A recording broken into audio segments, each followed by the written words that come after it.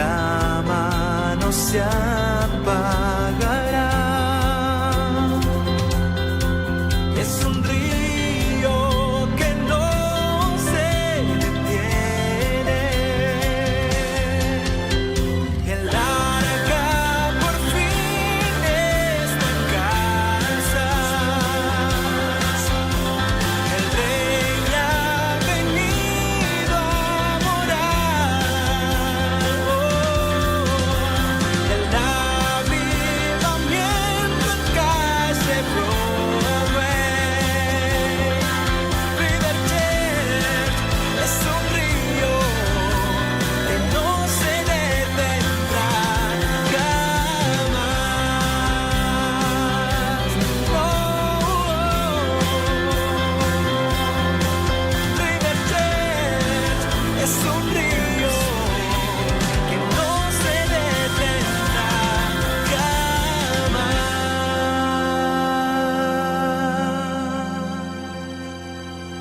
Hay una palabra maravillosa que los ecologistas recientemente acuñaron. Digo recientemente porque fue la palabra inventada en el 2011. O sea, hace muy poco tiempo. Se llama rewilding. Es una palabra en inglés. Rewilding significa de vuelta a la vida silvestre, de vuelta a la vida salvaje. Es como que los ecologistas dicen que resisten el querer controlar siempre la naturaleza, que a veces no se la puede controlar. Y tiene que ver esta palabra con la restauración de áreas silvestres, de áreas salvajes, el hábitat natural. Para eso suelen introducir animales salvajes de vuelta a su hábitat natural. Con el tema de los zoos, de los zoológicos, el tema de los depredadores, fueron limpiados o quitados muchas veces de su hábitat natural y se dieron cuenta tras muchos años de estudios que aún quitando especies que podrían ser peligrosas, afectan a la ecología. Y me pareció interesantísimo lo que les voy a compartir ahora. Yo lo descubrí ayer. Me pareció magníficamente interesante y vean ustedes si acaso no comparten conmigo esto de lo que sucede cuando retiramos cualquier especie de la ecología. En 1995, el lobo gris, después de mucho estudio, decidieron reintroducirlo en el Parque Nacional de Yellowstone después de un hiato, después de esperar durante 70 años. 70 años que el lobo gris no estaba en los parques nacionales y lo volvieron a introducir después de 70 años. Los científicos descubrieron que en menos de 20 y tantos años se produjo un efecto ecológico dominó. O sea, los lobos son depredadores que matan a ciertas especies de animales, pero que indirectamente le dan vida a otras especies. Cuando los lobos volvieron a entrar en la ecuación ecológica, porque los científicos dicen, vamos a poner al lobo gris de vuelta en los parques, las poblaciones de conejos y ratones aumentaron porque los lobos empezaron a matar a los coyotes. Al matar a los coyotes hubo más conejos y más ratones, y eso atrajo más halcones, comadrejas y zorros, que no estaban antes. En ausencia de estos depredadores, los ciervos superpoblaron el parque y entonces, al haber tantos ciervos, erosionaron los pastizales, o sea, que los empezaron a aplastar a los pastos, de tantos ciervos que empezaron a haber. Sin embargo, los nuevos patrones de tránsito, ese pasto erosionado, permitió que la flora y la fauna se regenerara. Esos arbustos que se regeneraron provocaron un aumento de la población de osos, que antes no estaban. En 6 años, los árboles que estaban en las partes erosionadas del parque quintuplicaron su altura, porque no había hierbas alrededor que le quitaran fuerza a sus raíces. Los valles desnudos fueron reforestados con árboles de álamo, sauce y olmo, y cuando eso sucedió, se llenó de pájaros cantores en los árboles. Y entonces aparecieron los castores, que empezaron a masticarlos, no a los pájaros, sino a los árboles.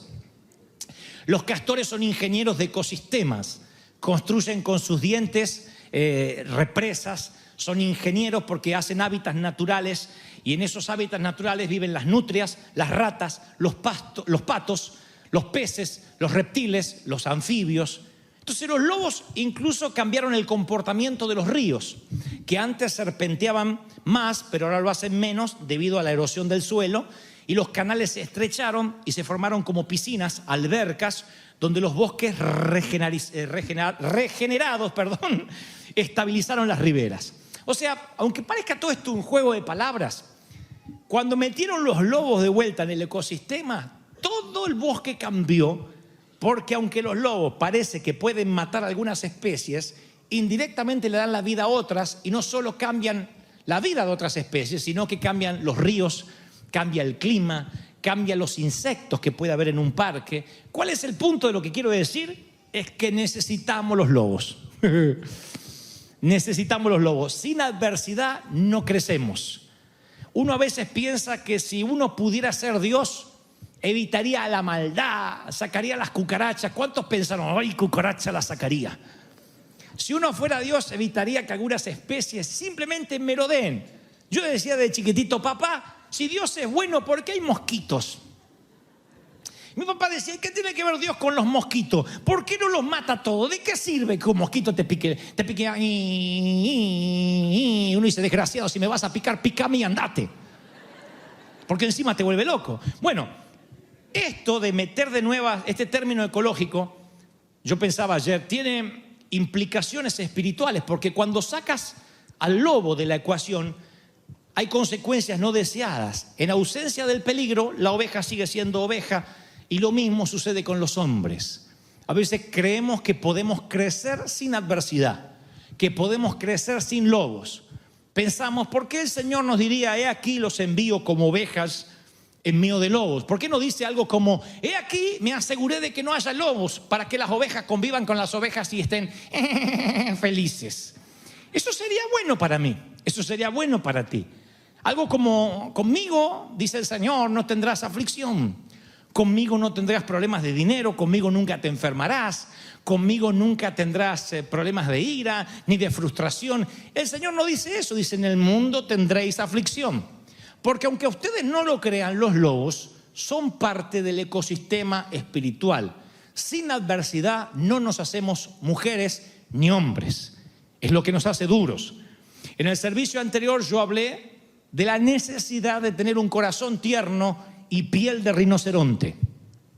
Corazón tierno para con el Señor, pero protegerlo con una piel de rinoceronte o piel dura para que las críticas no te ofendan, para que seas duro de ofender, no duro de matar como Bruce Willis, duro de ofender. Pero también hablé de que cuando nuestro corazón no es tierno y la piel es dura, pasa exactamente a la inversa.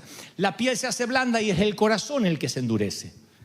Cuando eres un ofendidizo por todo, cuando cualquier adversidad te hace daño, tu corazón se hace de piedra. Dice la palabra que Él cambiará nuestros corazones de piedra por un corazón de carne. Eso significa que el corazón se endurece cuando la piel es fina. No tenemos que confundirnos. Lo que tiene que estar dura es la piel. Lo que tiene que estar blando es el corazón. ¿Qué produce eso? Los lobos, la adversidad. Por eso cuando los ecologistas dicen vamos a regresar a los animales salvajes a su hábitat natural, a mí me produjo algo en el corazón, porque mi temor siempre fue que el evangelio nos civilice demasiado, que tengamos un evangelio tan aséptico que olvidemos los riesgos, que olvidemos la aventura de seguir al Señor. Una vez yo te dije, no me acuerdo en qué servicio y en cuántos años atrás, que yo me temo que las iglesias cristianas le hagan a los creyentes lo que los zoológicos le hacen a los animales. Ir al zoológico y ver animales salvajes en cautiverio, después de que te sorprendes de ver al león blanco ahí o al tigre, te da pena verlo así. ¿Vieron a veces los animales que a veces estás mirando una cueva por hora y dices, ¿qué hay acá? No sé, no salió. Yo he pasado en zoológico y lo máximo que vi moverse es una lagartija. Todos estaban durmiendo, todo. Parecía un zoológico hispano, dormían todos. Y siempre me pregunto si las iglesias cristianas, insisto, no le hacen a los creyentes lo que los zoológicos le hacen a los animales. Quitarnos de nuestro ámbito natural.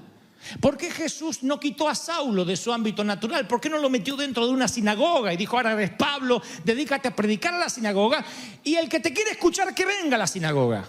¿Por qué lo envía a las 4 esquinas del mundo antiguo? ¿Por qué lo expone ante los griegos, ante los romanos? Porque era el único que conocía ese hábitat natural, que tenía doble ciudadanía, doble pasaporte, manejaba idiomas y él podía estar ahí en medio de las tinieblas.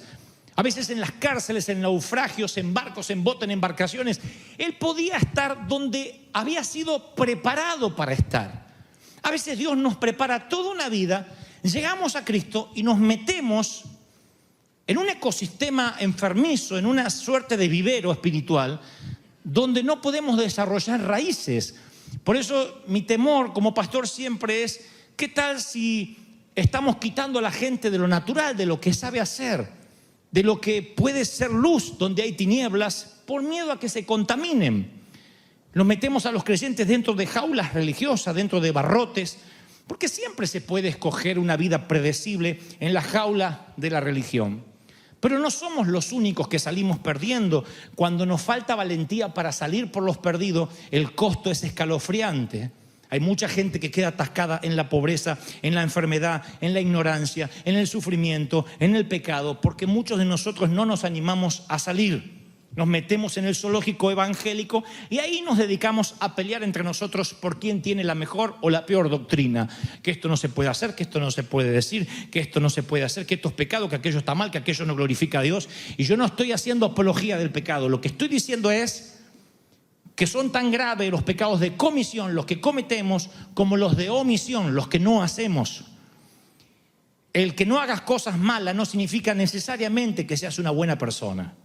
La bondad no es ausencia de maldad. Tú puedes no hacer ninguna maldad adrede, sin embargo, ser una persona inocua, insípida, que no transforma, que no afecta, que se calla, que hace silencio, que no transforma a la sociedad, que ni siquiera puede transformar a los compañeros de trabajo ni a los compañeros de estudio. Tú puedes lavarte las manos como Pilato ante la vida o lavar pies como Jesús. Ambos suenan a higiene. Pero lo primero tipifica el no involucrarse, el no hacer nada por nadie y pasar la vida gris entre barrotes. Lo segundo significa provocar, ser activo en la vida. La vida es corta y pasarla dentro de una cárcel, ya sea que la cárcel tenga una cruz en la puerta, Biblia sobre las mesas de luz, sigue siendo cárcel. Pregúntale a un presidiario que tiene la Biblia en su cama si eso hace que la cárcel sea menos cárcel. No importa cuánta palabra de Dios te rodee, cuántas alabanzas escuches en el automóvil, puedes vivir toda la vida en una cárcel sin barrotes visibles, pero barrotes psicológicos, barrotes espirituales que no te dejan ser libres. Esos barrotes pueden significar el querer ser como los demás, el querer seguir los traseros de otras ovejas. Pueden significar el seguir una doctrina y cuestionarte si la estás cumpliendo o no. Esos son los barrotes que tenían encerrado a los fariseos. Y Jesús dijo: yo vengo a hablar de la verdadera libertad. Conoceréis la verdad y la verdad os hará ¿qué? Libres, libres, libres. Alguien tiene que decir: yo quiero ser libre en todas las áreas de mi vida. ¡Aleluya! No hay nada mejor que alguien auténtico, salvaje, en el mejor de los sentidos, que la civilización no te meta en un zoo, en un zoológico religioso. Entonces yo pensaba, por ejemplo, ¿cuáles son las cosas que nos impiden ser auténticos, ser nosotros, reinsertarnos, así como hicieron los ecologistas con los lobos, y al reinsertarlos en su hábitat natural, cambiar todo el ecosistema, en este caso espiritual, la atmósfera? Bueno, una cosa que nos impide reinsertarnos en quienes somos en Cristo es la excesiva responsabilidad. Todo lo que sea excesivo, todo lo que sea por encima de la media, siempre es una adicción. Y cuando la gente está adicta al trabajo, al crédito, a pagar el auto, a pagar la casa, empiezas a viajar más pesado que cuando llegaste. Y la vida, dice el Señor, es viajar liviano. Siempre fíjate en los cortejos fúnebres y fíjate si alguna vez vas a ver un camión de caudales que está detrás del cajón. Si alguien se puede llevar los cuadros, la cama, la platería, la loza, nadie, se van desnudos como vinieron. Y la vida es un continuo recordatorio: viaja liviano, sé minimalista. Rico no es el que más tiene, sino el que menos necesita. ¿Sí? Sé minimalista, no te cargues de responsabilidades. Trata de ver cuántas cosas no estás usando y estás pagando. Trata de ver con cuánto menos podrías vivir. Esto no es retroceder, volver a la miseria, tener espíritu de pobreza. Dios me libre, yo soy todo lo contrario. Pero muchas veces tenemos cosas que no las usamos y las estamos pagando. Y nos metemos en crédito en cosas que ni siquiera nos sirven o que sirvió para un momento. Hay gente que paga cuotas de cosas que en la vida va a usar. Me decía alguien, ¿no quieres usar un tiempo compartido que tengo en Cancún? Lo estoy pagando hace 8 años, nunca fui. Tira la plata. ¿Para qué? Y hay gente que es así. Se compran un super televisor de 854.070 pulgadas que sale Rocky así, te toca la nariz. Sale de ahí adentro. ¿Cuántas veces ves tele? No miro. Está con el celular. La segunda es la rutina. Tener una buena rutina no tiene nada de malo, pero yo creo que a veces nos olvidamos por qué venimos a la iglesia. Y cuando repites mucho una rutina de ejercicios, se atrofian los músculos. Y también se atrofian los músculos espirituales cuando adoramos lo mismo, cuando venimos al culto lo mismo. Yo digo siempre, cuando aprendemos el cómo y olvidamos el por qué, lo sagrado se vuelve común. La rutina es otro barrote, otro zoológico que nos quita el hábitat natural de lo que era la adoración genuina. El Señor continuamente en la Biblia dice, recuerda de dónde has salido, recuerda de dónde te saqué, pon piedras al lado del Jordán, escríbelo en los umbrales de la puerta, escríbelo en la frente, anótalo para que tus hijos lo lean, los hijos de tus hijos. ¿Por qué el Señor nos daría tantas recomendaciones? Porque sabe de tú y de mí memoria frágil. Y que siempre nos solemos olvidar por qué veníamos a la iglesia. ¿Por qué vienes hoy? ¿Por qué? ¿Por qué te levantas a la mañana? ¿Por qué sirves? Todos debiéramos preguntarnos por qué, para no ser como esos gorilas detrás de los barrotes en un zoológico, olvidando que éramos algún día salvajes, silvestres. Otro barrote son las limitaciones. Nunca vas a sentir que estás listo, nunca. Necesitas escuchar esto otra vez. Nunca tendrás suficiente tiempo, suficiente preparación, ni suficiente dinero para hacer lo que Dios te manda hacer. Nunca. Nunca. Siempre que Dios te mande a hacer algo y tengas temor de hacerlo y sientas que no sirves para los negocios, que no sirves para el ministerio, siempre que te detengas por las limitaciones, estarás limitando a Dios en tu vida y metiéndote también entre barrotes de limitaciones. No creerán cuánta gente dice, no, yo no sirvo porque primero quiero ir al seminario bíblico. Y aunque suena noble, mientras no hace nada y la vida se le va. Y un día necio vienen a pedir tu alma, te toca morir y te vas sin seminario y sin hacer nada al cielo en el mejor de los casos. Si mañana te tocara bajar al sepulcro, ¿has vivido dentro de la selva o encerrado en una jaula? No los quiero deprimir, pero no me digan amén por lo menos. Así que si la responsabilidad excesiva, la rutina y las limitaciones no te meten en una jaula, entonces lo hará la culpa. Oh, Satanás es un maestro en culpabilidad. Y entiende que la culpabilidad es un reflejo saludable y santo, porque si hay convicción de pecado, te lleva a un arrepentimiento genuino. Yo hablo de la falsa culpabilidad, eso que te mete dentro de barrotes y te dice, nunca lo vas a hacer, eres mala persona. Mira lo que has hecho, lo arruinas todo. Es un chaleco de fuerza psicológico que no te deja ser libre. Yo le enseño siempre a nuestros líderes, se sientan como se sientan. Hay días que tienen ganas de matar a la suegra, aún así sirvan al Señor, porque si esperas no tener ganas de matar a la suegra, jamás servirás al Señor. Discutas o no discutas, tengas un buen día o un mal día, no te creas tan indispensable como para creer que es tu santidad, que es tu entrega perfecta la que mueve la mano de Dios. Lo que mueve la mano de Dios es tu dependencia, tu obediencia, tu entrega. Es decir, Señor, haré caso lo que me mandas a hacer, aunque sea torpe de lengua, aunque no tenga capacidad. Alguien tiene que decirme amén. Aleluya. Yo no sé qué errores has cometido. No sé qué pecados están grabados en tu corteza cerebral, pero el Señor me dice que te diga la naturaleza de Dios. La naturaleza del Señor es perdonarte y decirte: ponte a trabajar, mi sangre es abundante para perdonarte. Yo no he terminado contigo. Yo no te dejo hasta que no haya hecho contigo lo que dije que iba a hacer. Yo no te voy a abandonar. Eres mi hijo, soy tu padre y nadie te arrebata de mi mano. ¡Aleluya! Si la culpa no lo logra, entonces el fracaso intentará meterte también en una cárcel. Dios es el que abre y nadie puede cerrar, el que cierra y nadie puede abrir. Apocalipsis 3:7. Hay veces que fracasamos y nos preguntamos si Dios nos abandonó. Y a veces ese fracaso es un retraso.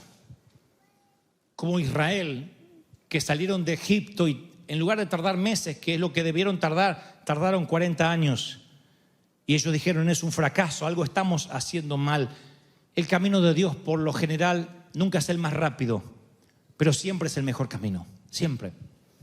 Y hay gente aquí que dice: yo he fracasado, por eso me siento entre barrotes, porque cuando he querido emprender me fue mal.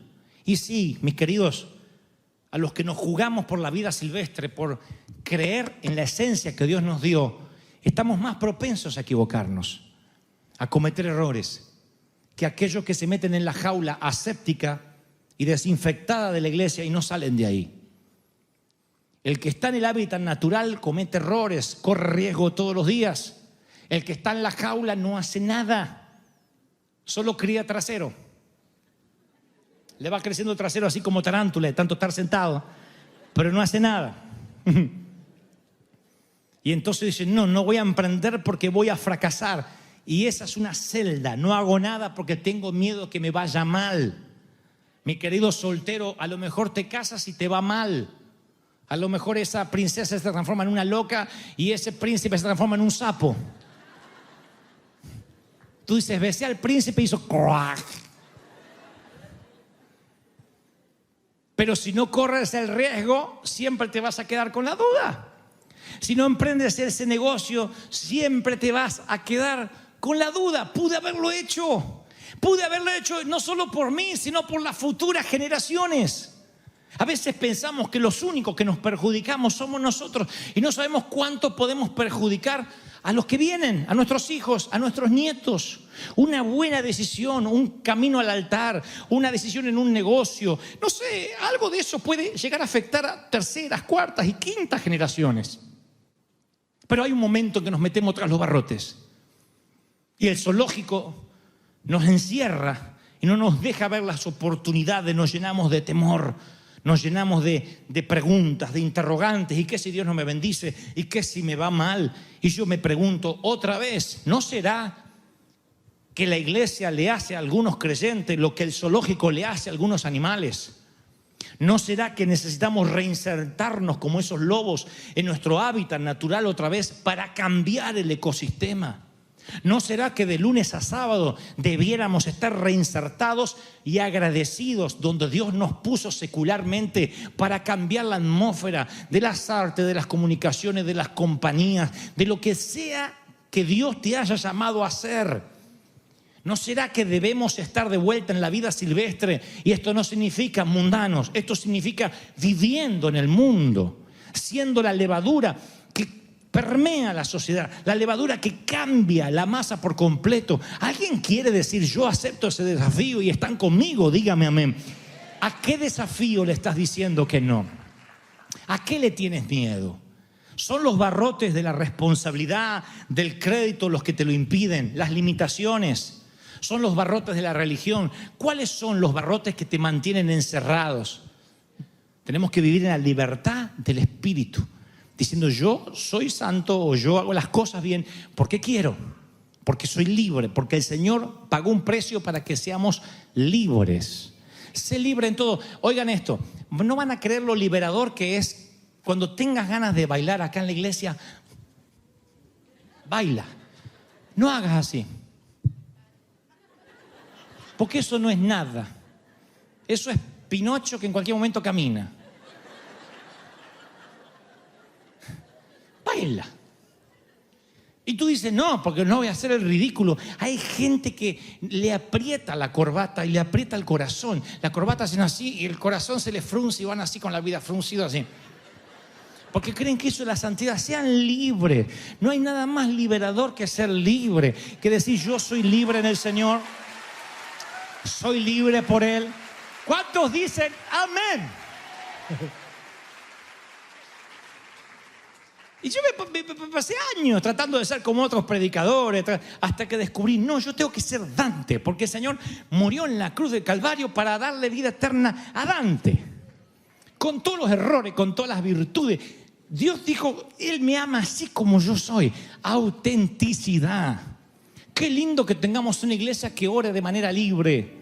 Con palabras libres. Señor, te amo, Señor. Gracias porque me podría fulminar, pero me amas. ¿Qué es? Gente loca.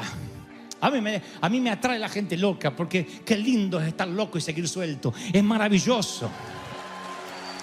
Ser locos por Él, libres de barrotes. ¿Cómo hace el gorila cuando se sale del barrote? ¿No? Libertad en el espíritu, libertad de verdad. Libre en el mejor de los sentidos. Es decir, yo quiero ser lo que yo soy. Te guste o no te guste, mírate al espejo, ese eres tú. Eso somos nosotros, ¿sí o no? Cuando hoy estén solos, no sé si hoy, por ahí hoy no pueden estar solos porque es domingo, hay familia, pero si mañana lunes están solos, en un momento si tienes un espejo, si es cuerpo completo mejor, quítate toda la ropa. Y hace así.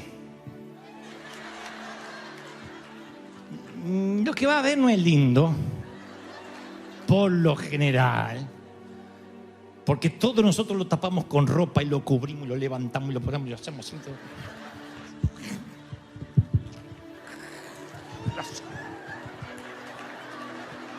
Sacamos la cosa. Y sacamos y por todas las... Pero hay un momento que hace y salta escapa hacia la libertad King Kong y sale todo, ¿no? Bueno, tienes que reconciliarte con esa imagen. Tienes que decir, wow, ¿y por esto moriste, Señor?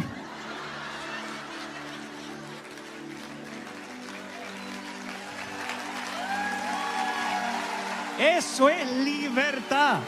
¿Cuántos dicen Dios habló? Dios quiere que seamos una iglesia libre, santa, bendita, próspera.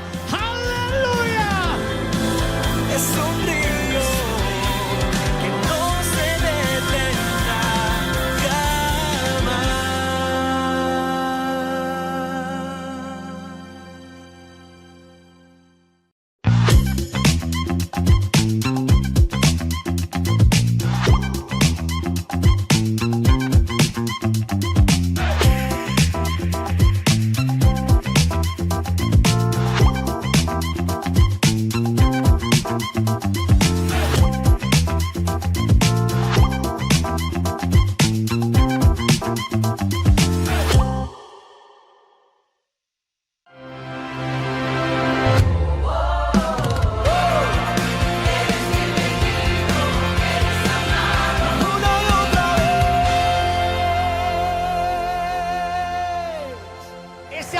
Tiene que escucharse hasta Argentina, Perú, Ecuador, Colombia.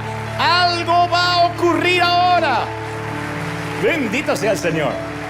Muy bien.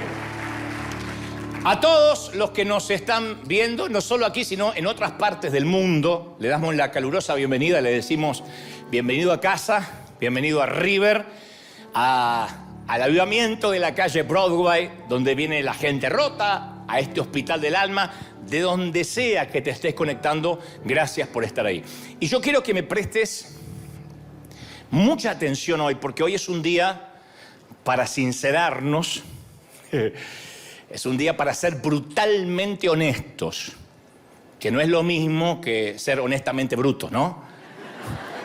Brutalmente honestos, porque si no me dicen que nos dijo bruto, no, brutalmente honestos, descarnadamente sinceros. Y yo necesito hacer un trato hoy. Primero, contar con tu honestidad intelectual, tu honestidad anímica, espiritual, y que abras tu corazón. No te voy a pedir que me digas nada, pero que oigas este mensaje con el corazón abierto. Por eso hablo de honestidad intelectual, de abrir la mente para decir, sí, yo estoy dispuesto a que Dios me hable, sea lo que sea que me tenga que hablar. Y yo prometo por mi parte, esta es la otra parte del trato, porque un trato siempre es bilateral, prometo abrir mi corazón, contarte una de las tantas batallas que me ha tocado librar por muchas décadas, y creo que es la primera vez que lo voy a contar, pero lo cuento de modo que te aliente, que sientas que no estás solo. Aquí, en el mundo donde estés mirándome, no estás solo en esto que estás viviendo. Dicho esto, paso a transmitirte lo que creo que Dios me dijo que te dijera. Voy a hacer el torpe intento de transmitirte tal cual, sin omitir ni agregar una palabra a lo que creo es la revelación de Dios para este día. Yo estoy convencido que una cosa es sentirnos amados por Dios cuando nuestra vida está en orden y sentimos que nuestra vida le agrada al Señor. Entonces, la autoaceptación es relativamente fácil. Uno sabe que está intentando agradar al Señor, que tiene una vida medianamente en santidad. Digo medianamente porque hasta donde nos alcanza la mente no hemos metido la pata y ahí nos sentimos amados. Incluso hasta nos agradamos a nosotros mismos durante esas temporadas de la vida. Cuando uno está fuerte y está bien arriba y está viviendo una temporada linda con el Señor, de oración, de llenura, que está leyendo la Biblia más que nunca, uno es como que siente que está al control de todo, al timón de su propia vida, y se cristaliza una sensación de seguridad, de tranquilidad, de paz. Pero ¿qué sucede cuando la vida se torna difícil, como lo es? ¿Qué sucede cuando empezamos a tropezar? Cuando pecamos, cuando fracasamos, cuando nuestros sueños se rompen, cuando nuestra espiritualidad se desmorona por alguna razón y ya no estamos orando como antes, no estamos buscando a Dios como antes. ¿Qué ocurre cuando nos encontramos cara a cara con nuestra propia condición humana y no nos gusta lo que estamos viendo? No nos gusta esta temporada espiritual que estamos teniendo. Pregúntale a cualquier persona cristiana que acaba de pasar por una separación, por un despido, por un repentino accidente de auto, ¿qué siente? Te divorciaste, por ejemplo. Mi pregunta siguiente es, ¿te sientes entero? Puedes que sientas alivio porque a lo mejor la pareja no funcionaba, por alguna razón indeclinable, el matrimonio estaba irremediablemente roto, pero eso no es lo importante hoy. La pregunta es, ¿cómo te sientes ahora ante Dios? ¿Tu sensación de seguridad quedó intacto o sientes como que hay cierta fragilidad? ¿Cómo queda tu sentido de autoestima después de un infortunio o después de algo que no estabas esperando? ¿Todavía te sientes como el hijo amado de Dios? ¿O sientes eso que yo he sentido por mucho tiempo, que uno es amado por Dios cuando tiene una vida más o menos perfecta y no es tan amado por Dios cuando uno tiene una vida más o menos rota? Hay temporadas que se nos olvida que nuestra caída, que nuestros errores no lo impiden a Dios que nos ame. Hagamos lo que hagamos, no hará que Dios nos ame menos. No es una apología esto de pecado, no estoy diciendo haz lo que quieras, lo que se te dé la regalada gana y Dios no le importa. No, se entristece, pero no te deja de amar. Y ya sea que lo entendamos o no, Dios nos ama, está presente en nuestra vida, habita en nosotros, nos ofrece una compasión que no se compara con nada que hayamos leído en un libro o escuchado en un sermón. No sabes cómo te ama el Señor. Es lo primero que quiero que sepas, que te grabes en tu corazón. Te ama el Señor. No, tienen que aplaudir más fuerte que eso, que se escuche en el mundo. Nos ama el Señor. ¿Lo crees? Ahora, hay una condición implícita Una condición que no está dicha de manera verbal, pero que está implícita. Dios nos ama, pero también nos llama a dejar de escondernos y a venir ante Él sinceramente, cosa que cuesta horrores en el ámbito cristiano. La autenticidad, la falta de hipocresía. Dios sigue siendo el padre que corrió al encuentro de su hijo pródigo que llegó cojeando a casa, con olor a puerco. Sin embargo, apenas metemos la pata, buscamos escondernos. Es una tradición edénica, la traemos del huerto. Heredamos de Adán y Eva que de alguna u otra forma los usamos como modelos a seguir. Y cuando metemos la pata, tratamos de escondernos de Dios, de la iglesia. Todavía hay mucha gente que cuando peor se siente, el hilo más delgado es la iglesia. No voy más porque no me siento digno. ¿Cuándo fuiste digno? ¿Cuándo? Viniste a la iglesia porque tu santidad lo ameritaba. Pero ¿por qué nos escondemos? Porque no nos gusta lo que vemos en ciertas temporadas de nuestra vida. Entonces, ¿qué hacemos? Fabricamos un falso yo. Fabricamos un yo admirable, medianamente atractivo, espiritual, superficialmente feliz, porque la felicidad no es tal, es superficial, es playita. Escondemos lo que sabemos de nosotros mismos, o sea, todo lo que asumimos que es indignos, que nos hace indignos para ser amados por Dios. Y nos escondemos detrás de caras espirituales que nos ponemos para el consumo público, para que la gente nos vea de que todo está bien. Todos, de alguna forma u otra, fingimos. Si nos duele la panza, no se nos va a notar necesariamente, ¿no? Excepto el dolor de pies, que dice que se refleja siempre en la cara. Si los zapatos están apretados, los dicen tus ojos. No queda otro. Pero con el tiempo, esto es lo grave, con el tiempo olvidamos que estamos escondidos y eso todavía no es lo peor. Lo peor es que pensamos que esa cara espiritual que pusimos para simular, para el consumo público, es lo que realmente somos. Ese es el problema, porque Dios ama quien realmente somos, nos guste o no. Nos ama por encima del maquillaje. Y cuando Dios nos llama, como Adán, a salir de nuestro escondite, quiere que salgamos desnudos como estamos. No existe ninguna cantidad de maquillaje espiritual que pueda hacer que seamos más presentables ante Él. No hay forma de maquillarse ante Dios. Puedes engañarme, puedes timarme a mí, al resto de la gente, a tu cónyuge, a tus hijos. No puedes timar a Dios. Pero a veces estamos tan hartos de nuestra propia mediocridad. Esto es entendible, te entiendo porque yo he estado en esa estación de la vida muchas veces. Que estamos tan hartos de nuestra propia inconsistencia espiritual que pretendemos que ese fingimiento se mantenga aún delante de Dios. Y conozco a muchos cristianos que se encuentran derrotados por el arma psicológica más fuerte acaso que Satanás tiene. Ese arma tiene la eficacia de un misil nuclear, la baja autoestima. Hay de los ministros que tienen temor a predicar en contra de la baja autoestima porque dicen eso es nueva era, eso es empoderar a la gente, es humanismo. Pero yo creo que es un arma sigilosa del enemigo. La mayor arma psicológica de Satanás es una sensación visceral que viene de acá, de inferioridad, de insuficiencia, de no dar la talla, de baja estima.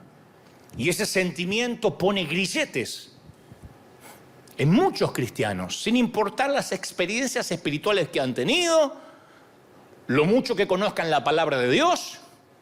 Hay muchos que, a pesar que entienden su posición como hijos de Dios, están atados a un terrible sentimiento de inferioridad, de culpa. Satanás es el gran acusador y te acusa hasta por tu tentación. ¿Cómo podés tener esos pensamientos? Alguien dijo alguna vez que si los pensamientos sexuales que tienen la mayoría serían expuestos en una pantalla, el mundo sería un caos. ¿Cómo puedes tener esa fantasía? ¿Cómo puedes pensar eso de otra persona? Y esas cadenas es el malestar dominante que paraliza a los cristianos y asfixia el crecimiento. No maduramos, porque la culpa no nos deja madurar. Y algunas personas cuando son criticadas o rechazadas piensan, bueno, ahí está, lo dijo. Esto demuestra que soy un fraude. Esto que me dijo demuestra que realmente no sirvo. Y le damos mente a aquellas cosas que nos dicen que tienen que ver a veces con una crítica despiadada, pero que la creemos. Y ahí empieza el autorrechazo, que es el mayor enemigo de la vida espiritual. Porque el autorrechazo contradice la voz sagrada, divina de Dios que nos llama amados. Por eso te empecé diciendo, te ama el Señor. Pero cuando uno está autorrechazado no puede sentirse amado. Mira, cuando yo tenía 5 años, he contado muchas veces el episodio, el impostor o el falso yo que me armé nació como una defensa contra la tristeza y la soledad. A los 5 años uno no es tan maquiavélico como para decir voy a ser hipócrita, voy a simular en la iglesia. 5 añitos. Pero yo me inventé un falso yo para sobrevivir a la soledad, al no sentirme amado. El impostor dentro mío me susurró, Dante, nunca más seas tú mismo porque a nadie le gusta como eres. A nadie le gusta cómo hablas. A nadie le gusta ni tu físico, ni tu manera de ser, ni nadie está feliz porque naciste. Acuérdense que yo una vez le dije a mi mamá a los 4 años y medio, mami, ustedes me quisieron tener. No, querido, fuiste un susto, después te explico. Cuando te dicen que fuiste un susto, no es que te esperaban con el cuarto pintadito de celeste, no. Naciste por una noche de avivamiento descontrolada del viejo y ahí está. Después me enteraría los intentos de mi madre por abortarme para que el cáncer no terminara de matarla, etc. Entonces todo eso, de una forma u otra, marca tu vida de adulto. Entonces mi impostor, este que vivía dentro mío, o que nació dentro mío, me dijo, invéntate un nuevo ser para que todo el mundo admire y nadie sabrá quién realmente eres. Así que me convertí en un buen chico, cortés, discreto, atento, muy respetuoso, un señorito, un caballerito, cuando era chiquito. Leí mucho, con voracidad, leí aleatoriamente todo lo que pude tener a mi alcance en la biblioteca que mi mamá me había heredado, dibujé mucho, todo tipo de caricaturas, dibujos humorísticos, pero me sentía acosado en cada momento por la sensación de abandono, de rechazo, que no había nadie allí para mí, que no me amaban. Y aprendí que dibujando, siempre que dibujaba, venía una tía, un pariente o en el colegio dibujando, me daba cierto reconocimiento y la aprobación que yo siempre buscaba con desesperación. Entonces me daban un papel y yo empezaba a dibujar en cualquier reunión familiar, en noches de Navidad, de Nochebuena, Navidad, en el colegio. Yo dibujaba para ganarme la aprobación de los profesores y empecé a dibujar relativamente bien. Pero orbitaba en una zona sin ningún sentimiento profundo para mantener la vergüenza y el rechazo a una distancia segura. Y me construí un búnker de acero, un blindaje emocional. Un blindaje que cubrió mis emociones y también me negó el acceso a las emociones. Porque cuando uno se blinda, después de un desengaño amoroso, por ejemplo, después que te rompen el corazón, dice, nunca más confío en nadie. Bueno, te blinda para que no te vuelvan a dañar, pero tampoco puedes volver a amar, no puedes dar. Entonces, cuando me blindé, el impostor que presentaba yo de manera pública era seguro, yo parecía un niño que no necesitaba afecto, que no necesitaba cariño, y ese gran divorcio entre mi cabeza y mi corazón perduró a lo largo de mis primeros años de ministerio, cuando ya me hice un hombre adulto. Ese divorcio permaneció. Separé, hice una dicotomía de la cabeza y el corazón. Mi corazón necesitaba algo, pero mi cabeza se convenció de que no lo necesitaba, que no necesitaba yo el cariño. Sí, lo necesitaba desesperadamente. Y durante 20 años proclamé el amor incondicional de Dios en todos los continentes, porque fui un predicador precoz, joven, pero yo no lo sentía en mi corazón. Durante todos esos años de ministerio, 2 décadas, nunca me sentí amado por Dios. Y yo prediqué el amor de Dios. Le decía a la gente, ¿cómo te ama el Señor? Y veía que la gente se quebraba y yo por dentro decía, Mirá si Dios me amara así también. Pero me convencía que si se lo decía a otros, por lo menos algo estaba haciendo. Me las arreglé para ocultar esa falencia, para ocultar esa necesidad. Pero la palabra dice que todo lo que los cristianos mantenemos oculto, seguimos viviendo en una mentira que nos termina dañando. El apóstol Pablo dijo en Efesios capítulo 5, versículo 12, las cosas que se hacen en secreto son aquellas que avergüenzan a las personas aún al mencionarlas. Pero cualquier cosa que es expuesta por la luz es iluminada, y lo que es iluminado se convierte en luz. Lo que mantenemos en la oscuridad, al iluminarlo, se convierte en luz.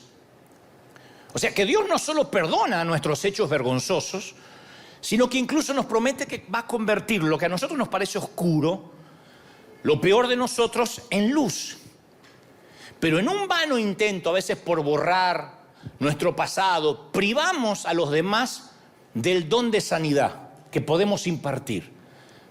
Porque este es el tema. Si uno oculta las heridas, si uno se vuelve hipócrita, un cristiano hipócrita, como hay tantos, que ocultamos las heridas por miedo, por vergüenza, por esnobismo, porque se estila, por el status quo, nuestra oscuridad interior no puede ser ni iluminada por el Señor, ni nos convertimos en luz para los demás. No podemos ser de bendición para nadie. ¿Cómo vamos a ayudar a un divorciado si ocultamos el divorcio? ¿Cómo vamos a ayudar a una mamá que abortó si tenemos terror de contar que algún día abortamos? Al ocultar las heridas no podemos iluminar a nadie. Una vez yo te conté de una famosa obra teatral inglesa de un solo acto que se llama El ángel que agitaba las aguas, que está basada en Juan 5:1. Es una obra teatral magnífica que dramatiza el poder del estanque de Betesda para sanar cada vez que el ángel agitaba las aguas.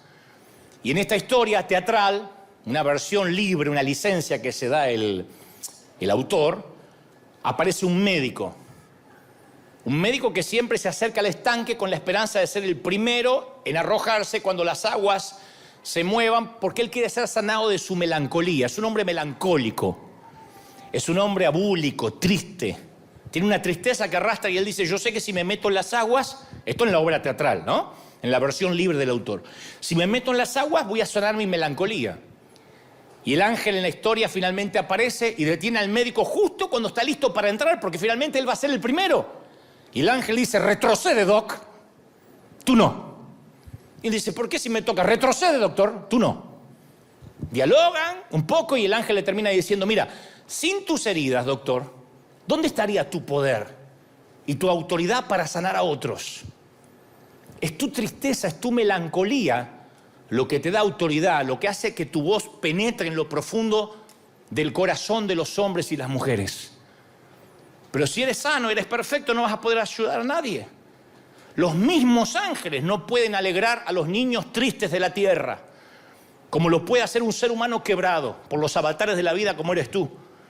Y ahí agrega una frase magnífica y le dice: en el servicio del amor solamente los soldados heridos pueden servir. En el servicio del amor solamente los soldados heridos pueden servir. Fíjate cómo cambiaría este mensaje si yo me pongo en la posición impoluta de que a mí no me pasa nada, como muchos otros predicadores. A ti que tienes problemas en la niñez, a ti que tienes un falso yo, a ti que tienes doble vida, yo no la tengo, pero tú la tienes. Tú automáticamente levantas una defensa y dices: no, este tipo me quiere enseñar a vivir. Pues yo te estoy diciendo que eso lo viví, que de ahí vengo, tiene un doble valor, el valor de la empatía. Yo te conté que Alcohólicos Anónimos es la asociación que más funciona, que se niegan a institucionalizarse. Es una institución que funciona dentro de las aulas, dentro de los templos, de las iglesias, pero nunca vas a ver un edificio como tal, porque ellos creen que solo un herido puede sanar a otro herido. No serviría que tengan un pastor a cargo, un obispo. Tiene que ser un ex alcohólico ayudando a otro ex alcohólico o a otro alcohólico a ser sobrio. Ese ex alcohólico que ayuda sabe que no puede bajar la guardia porque puede ser alcohólico en cualquier momento otra vez. No hay un momento que dice: yo ya nunca más voy a caer en el alcohol y por eso ayudo a otros. Es un herido sanando a otro herido. El que estuvo en el alcohol y tiene un problema con esa adicción, tuvo su vida al descubierto, de modo que llevó su vida al borde de la destrucción por el alcoholismo. Y cuando estas personas resurgen, que van contando los días que no toman, llevo 30 días limpios, llevo 1 año y medio limpio, sin consumir. Cuando esta gente resurge del infierno, de la adicción, tiene una comprensión, una sensibilidad, una empatía para ayudar a otros compañeros alcohólicos, ¿no? Porque ellos mismos tienen que estar luchando. Eso es lo que percibe la gente cuando un predicador te dice, yo también vivo lo mismo que vos. Yo no llegué a un nivel que no necesito orar, que no tengo tentaciones, y ustedes, humildes mortales, escuchen ovejerío de Dios. Yo siempre digo. Y algunos colegas me dicen, no te muestres vulnerable, eso no le hace bien a la gente. Le digo, no, al contrario. Los que salieron del alcohol, o están saliendo, están peleando al lado de las drogas, no se permiten olvidar su vulnerabilidad. El que está firme, mire que no caiga. Entonces uno no se puede olvidar que estamos rotos. Las heridas son reconocidas, aceptadas, mantenidas a la vista. Y esas heridas son utilizadas para iluminar sus propias vidas mientras traen sanidad a los otros. Tus heridas traen sanidad a los otros. Cuando sales de algo donde literalmente sentías que tu vida se iba a pique, puedes decirle a otro que cree que su vida se está yendo a pique, no bajes los brazos, no te entregues. Yo pasé lo mismo y salí. ¿Cómo saliste? Te voy a contar. ¿Y ya saliste para siempre? No, pero todos los días la estoy peleando. Entonces es un cordón de 3 dobleces, 2 personas que están peleando por lo mismo. Este es un eco del clamor de Pablo en 2 de Corintios 12:9, que dice, por lo tanto, gustosamente haré más bien alarde de mis debilidades, para que permanezca sobre mí el poder de Cristo. ¿Cuánto hace que no escuchas a alguien hacer alarde de las debilidades? Pablo dice, yo hago alarde de mis debilidades. ¿Quién hace alarde de las debilidades? ¿Cómo te va, hermano? Bien, bien, mujeriego como siempre, pero acá ando. ¿Cómo te va, hermana? Y acá, lengua de víbora, chusmeando, viendo a quién puedo sacarle el cuero. Ah, nadie. Nos ponemos una máscara. Pero si uno oculta sus cicatrices y vive tras el impostor, no puede ayudar a nadie. Ojalá los predicadores, yo no me voy a poner en predicador de predicadores, porque soy simplemente un torpe mensajero, pero ojalá entendamos esto, la mayoría de los que transmitimos el mensaje, que lo que más bendice es alguien que se muestra vulnerable y te dice, mira, yo también lucho con lo mismo, te voy a contar cómo lucho, no cómo luché cuando era inmaduro como tú, no, cómo sigo luchando. Esa es la gran contradicción de la iglesia de Cristo, que apenas nos entregamos al Señor, lo primero que aprendemos es a fingir. El lugar donde más se finge en toda la tierra es dentro de las paredes de una iglesia.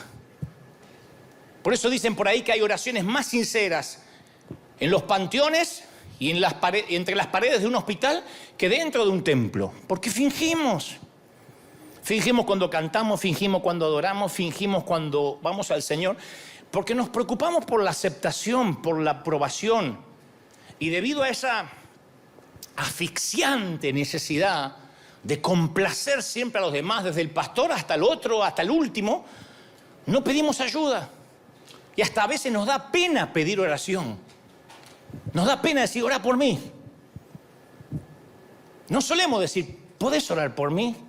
Sí pedimos oración para hacer un negocio, ora por mí que me voy a casar, ora por mí que me voy a comprar un auto, pero no solemos decir, ora por mí, estoy atado a la pornografía, no sé cómo salir, ayúdame, hermano. Y tampoco encontramos otro que diga, ah, yo también, vos sabés que de tanto en tanto caigo a esa basura, te voy a ayudar, llámame por teléfono cuando estés tentado. No, ponemos una máscara, el otro pone una máscara y vivimos hipócritamente. Es el miedo a no estar a la altura de las expectativas de los demás, al parecer santo, más espiritual de lo que somos. Entonces es una locura, porque si esto es un hospital y la gente enferma finge estar sana, pierde el sentido, el ser médico, y pierde el sentido ser enfermo. ¿Y cuándo nace ese falso yo? Generalmente en la infancia o en la adolescencia. cuando no nos sentimos amados, cuando nos sentimos rechazados. No hay que ser huérfano para esto, ¿eh? Pues yo no lo fui. Sin embargo, yo no me sentí amado por razones que no vienen al caso. Pero entonces, para lograr aceptación y para lograr amor, el falso yo suprime u oculta los sentimientos de modo que hace que la honestidad emocional, la honestidad espiritual sea imposible, o sea, nula. Nunca más mostramos los sentimientos. Vivir a partir del falso yo nos crea un deseo compulsivo de presentar una imagen perfecta al público. ¿Cómo estás? Bien. Y estamos sufriendo para que todo el mundo nos admire y nos conozca como somos y tenemos el mejor matrimonio y los hijos nuestros son los más estudiosos y hasta nuestra suegra es santa. Mirá lo que te digo, ¿a dónde llega el fingimiento?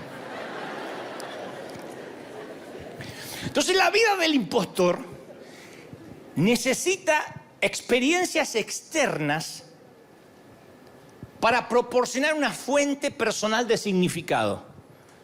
El impostor no es quién es lo que hace. El impostor toma identidad de lo que hace, no de quién es. Eso es lo peligroso. Toma identidad de lo que hace, no de lo que es. Son aquellos que si no están sirviendo a Dios, perciben que ya no tienen valía, que ya no valen para Dios, que Dios ya no los ama. Es que yo no puedo estar sin hacer nada, porque sienten que si no hacen, no tienen valor. Son las personas que tienen que anteponer a su nombre la palabra doctor, pastor, apóstol, porque si su estima no está relacionada con lo que hace, él no le alcanza con lo que es. Entonces el falso yo trata de encontrar su identidad haciendo para el Señor en lugar de estando con el Señor. Son la gente que cuando vino la pandemia se le desmoronó el mundo. Les agarró un terremoto emocional. Es que yo iba a la iglesia todos los días y servía en las células y era ujier y ahora tenés que orar en tu casa. No puedo. Se sintieron que Dios los dejó de amar porque su identidad estaba asignada por lo que hacía. Y la mayoría nos dejamos engañar por esa mentira. Que Dios se complace con nosotros cuando hacemos algo por Él, cuando diezmamos, cuando nos congregamos, cuando oramos, cuando cantamos. Por muchos años yo escondí mi verdadero yo, el verdadero Dante, detrás del desempeño de mi ministerio. Imagínate, yo empecé a los 19 años, un pibito, un chamaquito, todavía soy chamaquito, pero ahí era más. Y se te vuelan los pájaros. Porque yo construí una identidad a través de la tele, a través de libros, una agenda repleta de invitaciones. Tenía 23 años y tenía viajes por todo el mundo. Me pagaban para ir a todo el mundo a predicar. Mirá, este muchachito que Dios usa. Y yo llegué a la conclusión que si el mundo cristiano pensaba bien de mí, entonces no había nada malo en mí. Como que de alguna forma le cerraba la jeta a mis viejos, diciendo, mirá el hijo que tuvieron, no me valoraron, no me amaron, y mirá cómo ahora el mundo me está invitando. Mirá cómo gente me escucha hablar. Tengo 23 años y estoy predicando en un estadio. Entonces, cuanto más invertía mi tanque emocional en mi éxito ministerial, más real se volvía el impostor. Y eso nos impulsa a darle importancia a cosas que no tienen importancia y nos va apartando de lo que es real. Entonces empezaba el año y yo tenía enero, febrero, marzo y abril ya llenos de invitaciones, sentía que Dios me amaba y estaba todo bien. Si las invitaciones se detenían por alguna cosa, decía, Dios quitó su favor. Yo tomaba identidad de lo que hacía. Me están mirando diciendo, a mí me parece lo mismo. Sí, es así. Uno toma identidad de lo que hace. Porque el falso yo nos hace vivir en un mundo de engaño. No está mal servir a Dios, está mal asignarse identidad con eso. Porque cuando uno se asigna identidad de lo que hace, no pasa a nivel ministerial, pasa a nivel familia. Hay mamás que en lugar de disfrutar ser mamá, toman identidad de los hijos. Su vida es, yo nací para tener hijos, para criarlos, para estar pendiente. Eso es lo único. Después me quiero morir. Cuando críe el último me quiero morir. No, ¿por qué te quieres morir? Pero hay gente, hay damas que toman identidad de ser mamá. Y cuando el último hijo emigra y vuela a su propio vuelo, son esas abuelas insoportables que te mandan 72 mensajitos al día. Acuérdense de mamá. Acuérdense, estoy sola, me estoy muriendo. Papá no me habla. Porque tomaron la identidad de los hijos. Que acá no pasa, pero yo sé que en otras partes del mundo sí. O tomar identidad de tu cónyuge. Es espantoso. Porque ya tu cónyuge parte, o el matrimonio se disuelve, y tomabas identidad prestada, eras una luna, brillabas con una luz que no era tuya. Entonces no podemos reconocer, cuando uno vive de una luz prestada, no podemos reconocer el vacío que hay en nosotros. Por el contrario, como servimos a Dios y estamos metidos en un montón de cosas, ignoramos ese vacío, barnizamos la verdad y distorsionamos la realidad. Y esto me trae a la mente las palabras del apóstol Juan, que dijo, si afirmamos que no tenemos pecado, en 1 de Juan 1:8, si afirmamos, no, yo no tengo pecado, nos engañamos a nosotros mismos y no tenemos la verdad. ¿Y qué es lo que te va a hacer libre? La verdad. Pero si uno dice, no, yo no soy así. Si uno afirma que no tiene pecado, seguimos en oscuridad. Entonces yo me acuerdo que mi deseo, mi anhelo de aprobación, ese que no tuve en la infancia, luego de adulto, me hacía tambalear por un deseo a que me acepten, a que me amen. Yo quería que otros pastores me amaran.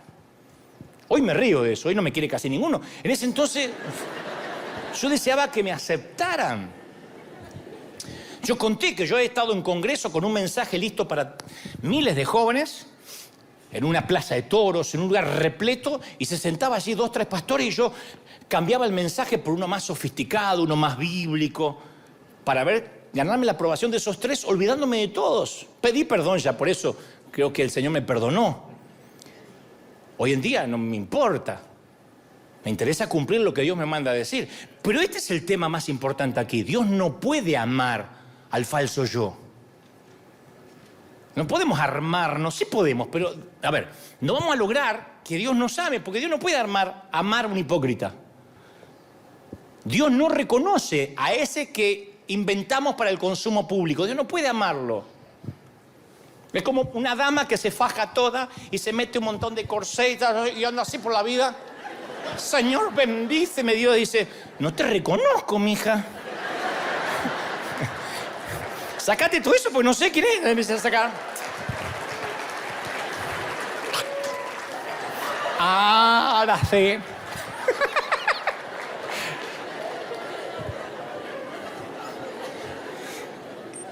Y ser desconocido por Dios, esa es la verdadera tragedia, señores. Ser desconocido por Dios es la verdadera tragedia. Cuando uno elige una vida de apariencia, nos alejamos de Dios. Cuando uno quiere aparentar, vas a ganarte el beneplácito de muchos, pero el rechazo de Dios. Porque solo puede haber 2 amores básicos. El amor de Dios hasta olvidarse de uno mismo, o el amor de mí mismo hasta olvidarme de Dios. Si me empiezo a amar a mí y a cuidarme a mí, me voy a olvidar de Dios. Y si amo a Dios, me voy a olvidar de mí. Y la triste ironía es que el impostor no puede experimentar intimidad en ninguna relación. No hay peor cosa que estar casado o casada con un impostor, con una persona falsa, que nunca lo terminas de conocer. Ahora, si eso es trágico para una pareja, imagínate lo que es para Dios. Cuando somos incapaces de tener intimidad con nosotros mismos, también somos insensibles a las necesidades de los demás. Por eso tantos en las iglesias no pueden amar a nadie. Publicamos la foto de lo que hacemos en el mundo y hay un montón de gente que no sepa tomar la izquierda lo que se pone a la derecha. Porque está mostrando, no es que él está haciendo y no lo está mostrando y quiere que hagas lo mismo. No, no quieres que muestre porque él no hace y porque él no siente compasión. ¿Por qué no siente compasión? Porque vive en hipocresía. El que vive en hipocresía no siente empatía por nadie. Ahora, ¿por qué nos conformamos a veces con vivir una vida tan limitada? Bueno, en primer lugar, yo tengo mi teoría. En primer lugar, porque los recuerdos reprimidos de la infancia sentaron un patrón que siguen estando ocultos ahí.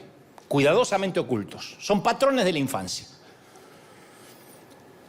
Es un radar de defensa muy eficaz que evita los sentimientos de rechazo, como me pasó a mí, pero que sacrifica la necesidad de intimidad. Uno no tiene intimidad cuando es un falso. No se puede estar con alguien que es falso.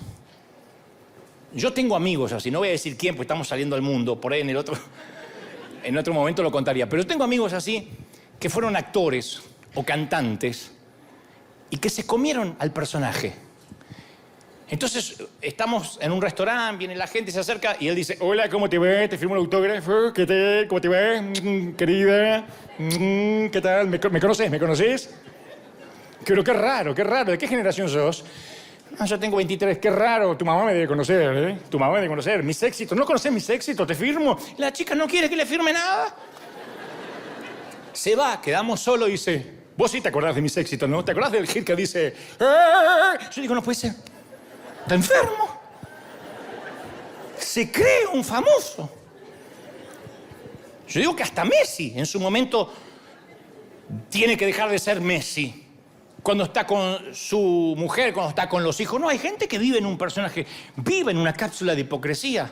Esto con los cristianos evangélicos es un modus operandi. ¿Qué tal? Dios te bendiga, la paz del Cordero Inmaculado, lo redima de la concupiscencia de la carne. Ahí conmigo me estoy empoderando en el nombre del Señor. ¿De verdad?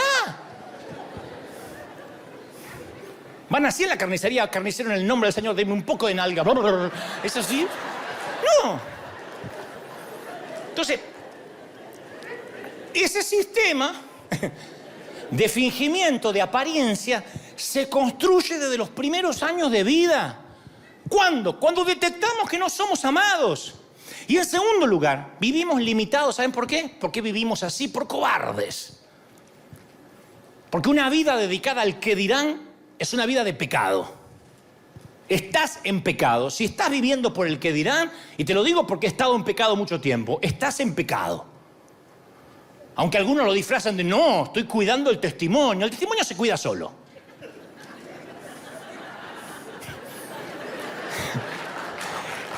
No hay que cuidar el testimonio se cuida solo. Hay que cuidar el testimonio. Hay que poner el testimonio en Instagram para que vean que todo está feliz, porque hay que cuidar el testimonio. El testimonio se queda solo. Si uno vive bien, el testimonio habla a los gritos.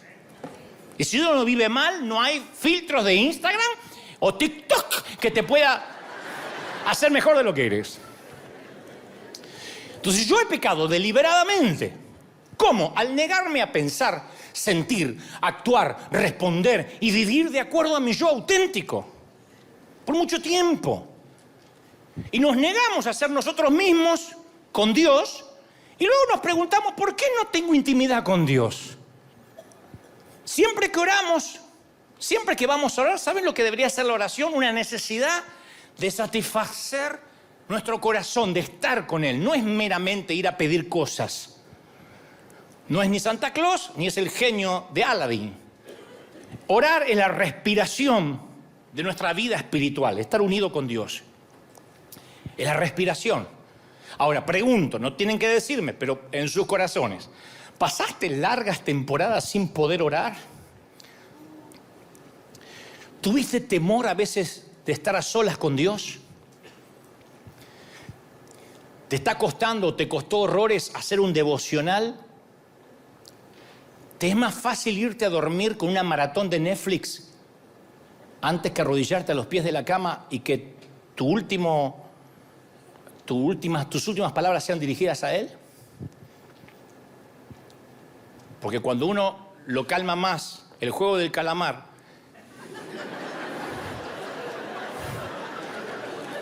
que Dios, ese es el impostor que vive dentro tuyo, no te deja orar. ¿Por qué? Porque el falso yo se resiste a la intimidad. El falso yo, el impostor que vive en ti, razona: bueno, yo no oro mucho, pero sirvo un montón. Mira cómo tengo los pies de estar parado en la iglesia. Aparte, a mí me gusta tener comunión continua, espontánea, en el auto, en el inodoro. Yo no soy de ay, me voy a poner a orar, así como las religiosas. A mí me gusta cantar corito. No, tu falso yo tiene terror a estar solo con Dios. Porque si estás solas con Dios, descubriría que no es nada, que está vacío.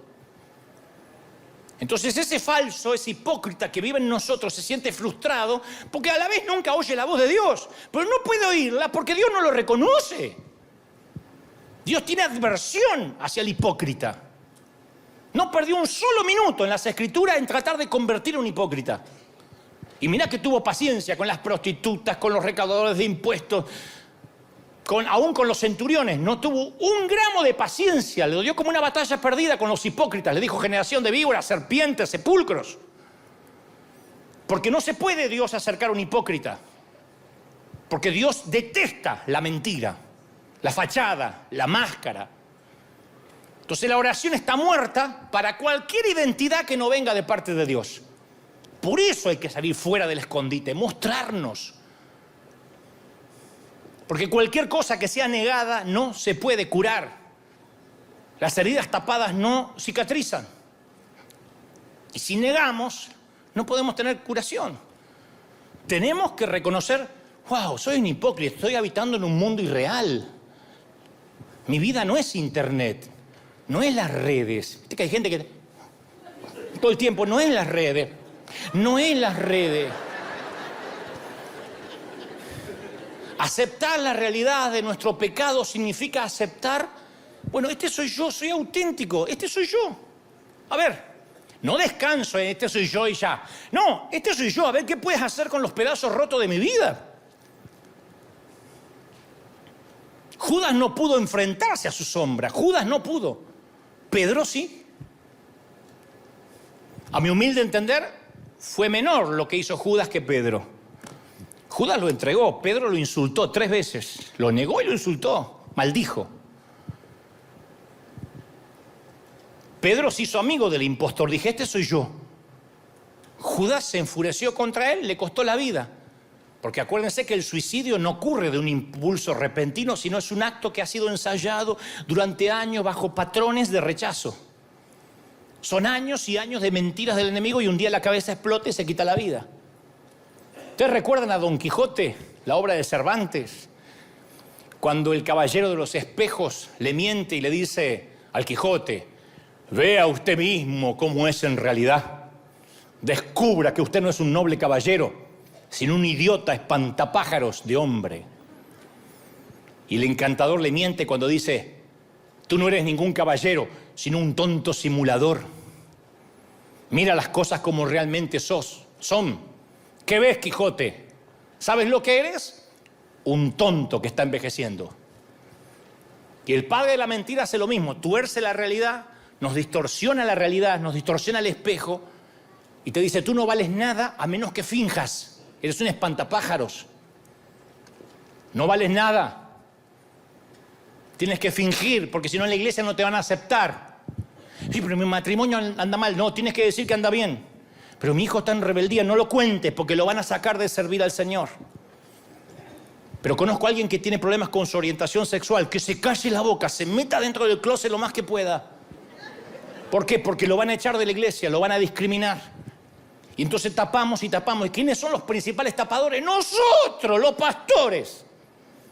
Los más timadores, los más hipócritas. Los que nos paramos acá como diciendo, yo vengo de estar toda la noche orando. Y traigo una revelación fresca. Me está bajando ahora el mail. Nosotros sugerimos eso y la gente lo alimenta. Mira, yo me acuerdo cómo Dios me sanó del síndrome del impostor. Bueno, estoy en recuperación, ¿no? Pero cómo fue la primera sanidad. Fue durante el año 2008, en unas largas caminatas por la noche, cuando vivíamos en Florida. Yo me sentía que no tenía valor. Había salido de la Argentina, que era donde me conocían mucho, y ahora era una nota más en un gran pentagrama musical viviendo entre los gringos y los venezolanos en Weston, Florida, Miami. Y yo no estaba haciendo nada para ganarme, creía yo, la aprobación de Dios. No estaba haciendo nada para ganarme su afecto, su favor, su amor. Y una noche estaba lloviendo y el Señor me dijo mientras que yo iba caminando, tú eres mi amado. No me lo olvido más, por eso siempre se lo repito a la gente. Tú eres mi amado. Defínete radicalmente a ti mismo como el amado de Dios. Cuando te pregunten quién eres, aquel a quien Dios ama. Porque mi amor por ti, Dante, constituye quién eres. Deja que eso se convierta en lo más importante de tu vida. Te amo. Sí, pero no me estás usando. Shh, te amo. Pero no me estás jetón. Te amo. Bueno, lo de jetón creo que no lo dijo, pero yo lo percibí. Entonces, la base de mi patrimonio personal no son mis bienes, no son mis talentos, no es la estima de los demás, no es mi reputación, no son los aplausos, no son las críticas despiadadas. Yo me quedé anclado en Dios, en cuya presencia cada vez que voy estoy desnudo, que me vuelve a decir: cómo te amo, tú eres mi hijo amado, Dante, te amo, te voy a dar el amor que no te dieron tus padres, que no te dio la iglesia. ¿Lo crees? ¿Cuántos quieren ese Dios? Díganme amén. Yo pensé que Dios había perdido su interés en mí. Un año en que y eso que salía a predicar, pero yo me sentía que durante la semana no hacía nada. Y Él me habló a través de Isaías 49:15, me dijo: ¿puede una madre olvidar a su niño de pecho y dejar de amar al hijo que dio a luz? Aunque ella se olvidara, yo nunca te voy a olvidar, jamás. Yo te di a luz, yo te parí. ¿Tú lo crees? Y ahí yo sentí que el impostor se desvaneció y yo entré en contacto con mi verdadero yo, con mi verdadero ser, con mi Dante auténtico. No me gustó lo que vi, pero mi anhelo de reconocimiento desapareció. O empezó a desaparecer, no digo fue así, pero empezó a desaparecer. Porque solía suceder que nunca me sentía seguro conmigo mismo, a menos que estuviera desempeñándome a la perfección. Si yo predicaba bien, por ejemplo, en un congreso, y me iba detrás y decía: tremendo cómo Dios te usó. ¿En serio? Sí, en un momento cuando hiciste así, la gente se cayó. ¿Así? ¿Cómo así? ¡Oh! Sí, señor, tremendo. Entonces yo me iba a casa sabiendo que me comía el mundo. Yo era Justin Bieber. La Kardashian. Yo sentía que, aleluya, y, no, tremendo. Y entonces trataba de salir rápido de la zona privada para meterme entre la gente, para ver que la gente me alimentara el ego. Pero no es que diga: ay, qué orgulloso. No, yo luchaba con todo lo contrario. Yo me sentía una cucaracha. Entonces yo iba entre la gente: hermano, ¡ay, no! ¿Lo viste? Había un ángel detrás de él. Y yo estaba: ¡oh! Y me acariciaba el ego. Y me quedaba un rato en el estacionamiento a ver si me quedó alguien por decir algo que me quería decir. Pero así todo, cuando uno vive de los aplausos, llega una crítica y te liquida. Venía alguien y decía: la verdad es que te veo poco espiritual, ¿eh? Esta prédica la estás repitiendo mucho, ¿no tenés otra? ¿Eh? Y esa palabra me liquidaba. Vamos a comer, Dante. No, me voy al hotel, estoy cansado, me voy al hotel. Me quería tirar en el hotel, taparme con la manta, me sentí una porquería. Yo dependía de un ganso que por ahí ni escuchó, como los que opinan en las redes. Sos un falso profeta. Y se va a mirar porno. Entonces, uno le cree. Mi deseo de ser perfecto había trascendido mi deseo por Dios. Entonces, traumatizado, tiranizado por esa mentalidad, interpreté la debilidad como mediocridad y falta de espiritualidad. Me sentía seguro con Dios solo cuando yo me veía noble, usado, sin cicatrices, sin miedo, ganador. Encima el ámbito evangélico no ayuda porque uno va a canales de televisión cristianos, a radios cristianas y todos se mueven así, todos están con sus trajes de diseño y todos huelen rico, aleluya, y llegan todos con sus guardaespaldas. Entonces uno dice: wow, todavía tengo que llegar a eso, todavía me falta, todavía no tengo guardaespaldas. No sé quién me va a querer matar, pero tengo que tener uno. No sé para qué sirve, pero se usa. Entonces, y Jesús me quitó el velo del desempeño perfeccionista, y cuando fui perdonado y libre fue como que si me extirparan un tumor. Aprendí a vivir el hoy, el momento presente. Dejé de proyectarme hacia el futuro. Uy, si me invitan acá, por ahí me ve aquel y me lleva allá. Dejé de importarme, me dejó de importar el deslumbrar a otros. Perdí el miedo al que dirán. Vos no sabés la libertad que es vestirte sin que te importe el que dirán. Porque hay gente que va caminando así. Es que la moda duele. ¿Y por qué te duele? Está bien, no va a venir en chanclas, pero pucha.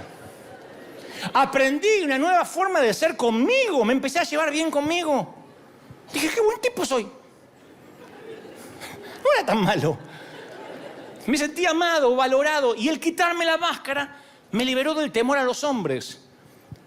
Me liberó del temor a lo que van a pensar de mí, del miedo a abrirme, a ser vulnerable. El miedo a que me conozcan tal cual soy. No sabés lo que era. En esos años yo predicaba y después estaba perseguido un mes por lo que había predicado. Ay, no tenía que haber contado eso. Ay, qué estúpido. Ay, quedé como un bobo cuando dije ese chiste. Ay, no.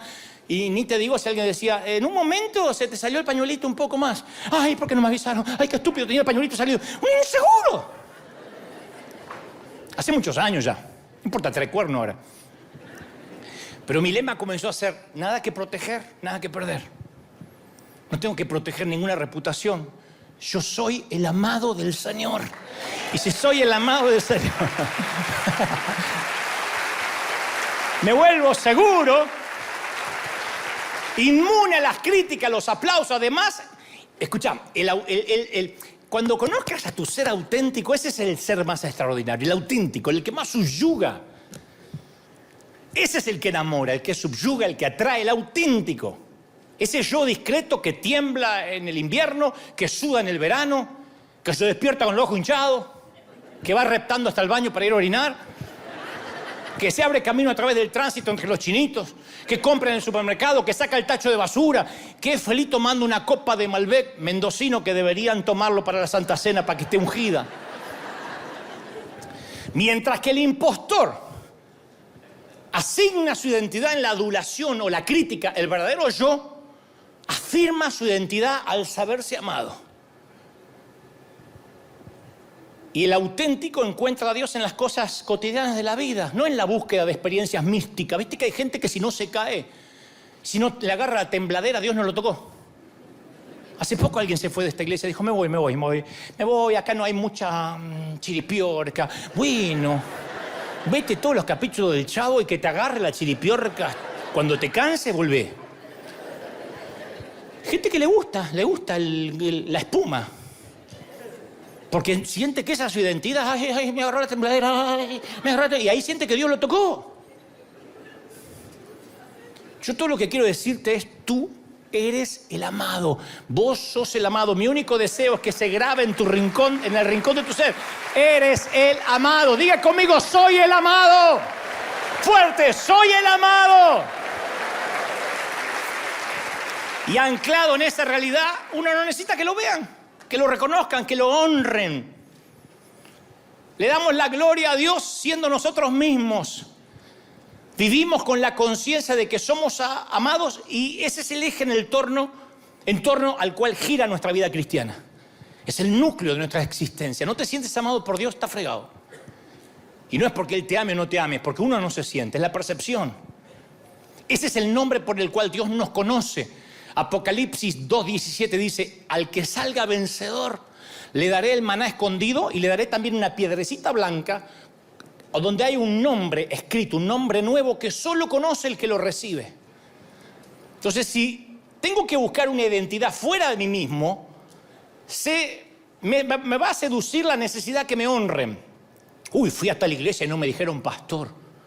Uy, se olvidaron de decir que yo escribí varios libros, y cuando me presenten digan conmigo que la iglesia tiene tantos miles. O puedo encontrar, en su defecto, mi centro de gravedad en las relaciones interpersonales. Como decía recién, que nos halague la gente. Y a veces en la iglesia tenemos la culpa de halagar a la gente, halagar a los demás. Ay, usted es tan ungido. Ay, el siervo. Ay, usted es el líder. Y cuando pertenecer a un grupo de élite eclipsa el amor de Dios, o cuando extraigo significado de cualquier fuente que no sea el saberme amado, estoy espiritualmente muerto. Cuando Dios es relegado al segundo lugar detrás de cualquier baratija, habremos cambiado la perla de gran precio por vidrio barato pintado. ¿De qué me sirven que me diga pastor, doctor, apóstol, si voy a llorar bajo la manta de que no me siento amado? Por eso recuerdo lo que el Señor me dijo bajo una lluvia una vez en Florida. Puedes oírme, Dante, te amo. Siempre te amé.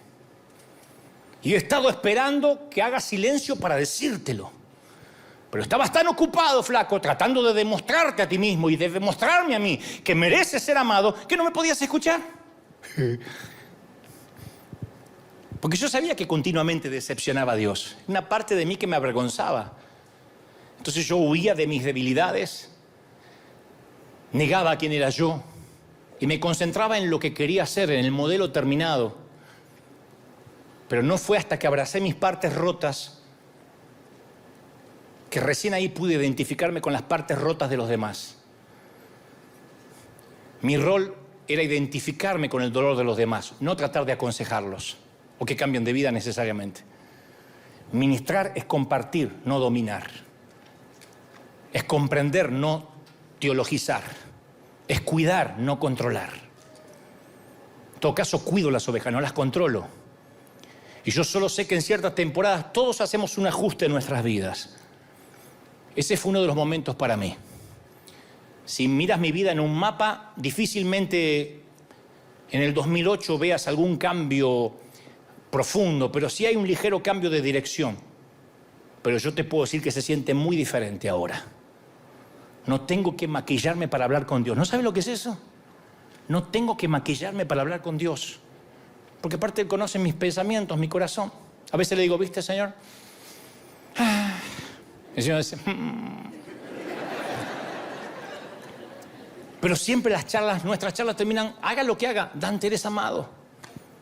Y por alguna extraña razón eso es más que suficiente para mí. Me dio identidad. Menos mal que eso lo aprendí antes que las redes sociales estuvieran en auge. En una noche lluviosa, una vasija de arcilla con pies de barro se puso de pie al saberse amado. Claro, yo pretendía ser un gigante espiritual, pero me di cuenta que era un hombre común que se encontró con Dios, el Dios de la gente común. El Dios que toma los pelagatos destartalados y los eleva hasta sentarlos con príncipes, con reyes. Ese Dios que nos amó tanto que dio a su Hijo unigénito para que nadie se pierda, pero la retórica religiosa nos hizo olvidar que Él nos amó tanto. Nos olvidamos que nos ama. Entonces yo quiero que hoy te definas como alguien, que digas mi identidad, a partir de ahora soy la amada de Dios. Ese es mi yo, lo otro es ilusión, soy la amada de Dios. Tú no eres tu apellido ni el apellido de tu esposo. Tú no eres lo que haces, ni lo que antepone a tu nombre, ni lo que figura en la firma de tu email. A mí me fascina leer Juan 13:23 porque dice, y uno de sus discípulos, el cual Jesús amaba, estaba recostado en el pecho de Jesús. Juan deja caer su cabeza en el corazón de Dios. Imagínate tu cabeza en el pecho de quien acomodó el cosmos, el que metió los océanos en su cauce y niveló las montañas. No, eso no puede ser un hecho histórico. ¿Por qué la Biblia dice que él se acostaba sobre el pecho? Porque quería Juan que comprendamos la profundidad de relación que podríamos tener con Dios. Dios le permite a un joven judío de 20 y tantos años que descanse en su pecho y que escuche los latidos de su corazón. Se le impregnó el perfume a Juan. ¿Alguien vio a un Jesús más tierno que esa escena? Vení. Y es evidente que para acostarse sobre su pecho no estaba intimidado por Jesús, no tenía miedo de maestro. No era un místico encapuchado o una cara espectral con un manto que fluye. Juan estaba afectado por la santidad de este hombre y no era como yo, que antes de erradicar mi falso yo veía a Dios como esos dioses griegos que cuando lo dejas de agradar, ¡fah!, te fulmina con su espada. No, cuando Juan se inclina sobre el pecho de Jesús y escucha los latidos del corazón del maestro, llega a conocerlo mucho más allá de un conocimiento cognitivo. Porque hay una diferencia enorme entre saber acerca de alguien y conocerlo. Porque yo puedo saber todo de ti. Cualquiera puede saber todo de mí y de ti. Nombre, lugar de nacimiento, familia de origen, formación educativa, hábitos, apariencia. Pero eso no dice nada de ti. Tu banco sabe eso. El IRS sabe eso. ¿En serio? Y creo que sí. Tu ginecólogo. Tu urólogo. El gobierno sabe eso de nosotros. Pero eso no significa que nos conocen. Y Juan experimenta a Jesús como el Dios de amor. Y al llegar a conocer quién es Dios, Juan descubre quién es Él. El discípulo al cual Jesús amaba. Años después, el evangelista escribiría, en el amor no hay temor, porque el amor perfecto echa fuera el miedo. Y el que tiene miedo al castigo es porque no se perfeccionó en el amor. Cuando tenés miedo que Dios te va a castigar es porque no lo amás, no te perfeccionaste en sentir los latidos de su corazón. Juan no tenía una doctrina heredada, sino un mensaje nacido en su experiencia. Él declaró: Dios es amor. En 1 de Juan 4:16, Dios es amor. No dijo Dios tiene amor, Dios es. Si encuentro a Cristo, me encuentro a mí. Y si me encuentro a mi verdadero yo, sigo con Él. Juan no creía que Jesús era lo importante. Juan creía que Jesús era lo único, no lo más importante. Él era el discípulo al que Jesús amaba. ¿Tú lo crees de verdad, sí o no? Y escuchá, unos 60 años después de la resurrección del apóstol, como un viejo minero que encuentra todavía pepitas de oro, Juan rememora algunos episodios de los 3 años que vivió con él. Hizo una referencia puntual a aquella noche cuando todo cobró sentido para él y afirmó su identidad. Dijo, Juan 21:20, al volverse, Pedro vio que lo seguía el discípulo al que Jesús amaba, el mismo que en la cena se había recostado sobre Jesús. ¿Te imaginas que estamos cenando? No me voy a comparar con Jesús, pero estamos cenando nosotros. Me decís, Dante, ¿me puedo estar acá? Acá. Un ratito, a sentir el corazón. Dale. Y se acuesta acá el gordo. Y yo quedo así. Pero si le preguntaran a Juan en ese entonces, ¿y usted qué hace? En la iglesia, ¿qué hace? ¿A qué se dedica? Él no diría, yo soy apóstol, yo soy un escritor de los evangelios. Él diría, yo soy aquel al que Jesús ama. Y hay que mirar a Dios bajo el prisma de los valores juánicos, o sea, a través de los ojos de Juan. Lo único que nos trae identidad no es la denominación, la doctrina, venir a River, sino todo se reduce a la pregunta, ¿me amas? Solamente el amor de Cristo te va a dar dignidad. Antes de que viniera la autoridad sobre Pedro, 3 veces le preguntó Jesús, ¿me amas? Si la autoridad es dada, debe estar basada en el amor de Jesús. Si no, no tienes autoridad ni para predicar, ni para servir. El liderazgo no es confiado por Dios a los brillantes oradores, a los genios administrativos, a los teólogos, a los profetas, sino a aquellos que se sienten amados por Él. Nuestro liderazgo está basado en una relación íntima con el Señor. Pero a veces vemos que si Dios nos bendice es porque yo hago las cosas bien. Si me deja de bendecir porque hago las cosas mal. Es una noción que tiene que salirse de nuestra cabeza. El Dios de Noé, que ve a las personas en pecado y manda un diluvio. El Dios del desierto, que envía serpientes a morder a todos porque se quejaron contra él. El Dios de David, que diezma a todo el pueblo porque David se atrevió a hacer un censo. El Dios que exige la última gota de sangre de su hijo para expiar los pecados. Esos estados de ánimo de un Dios que alterna entre el odio, entre la ira y entre el amor. No, eso se nos hizo familiar hasta el día de hoy. Dios me está castigando. No es ese el Dios que vino a traer Jesús. Por eso si hay una palabra que ejemplifica a Jesús es reconciliación. 2 de Corintios dice, en Cristo nos reconciliamos.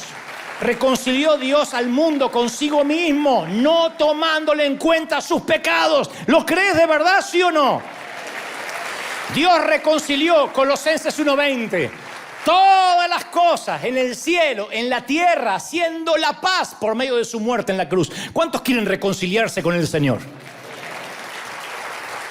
Nada te puede separar del amor de Cristo. Dile nada, nada. Di fuerte, nada. Ni la falta de conciencia, ni la falta de pasión, ni los juicios negativos, ni la imagen degradada que tenga de ti mismo, ni la suegra, ni el futuro incierto, ni las luchas de poder en la iglesia, ni los falsos profetas, ni el miedo, ni la culpa, ni la vergüenza, ni el odio hacia ti mismo. Nada te va a separar del amor de Dios. Nada te va a separar. Pongo mi verdadero yo. Te ama el Señor. Te ama el Señor. ¿Cuántos dicen amén? Te ama el Señor. ¡Aleluya! Si no hacemos eso, ya termino. Nunca dejamos la carga del pecado, solamente cambiamos la maleta de mano. Pensamos, no puedo decir que pequé porque si lo digo me van a dar con un caño y tengo que abrirme con alguien que me ama. No puedo admitir que estoy equivocado. Y en el fondo, uno no se siente aceptado y reprime la culpabilidad, finge que todo está bien. Yo me harté de ser hipócrita. Cuando digo legalista en recuperación es porque me harté de ser un legalista.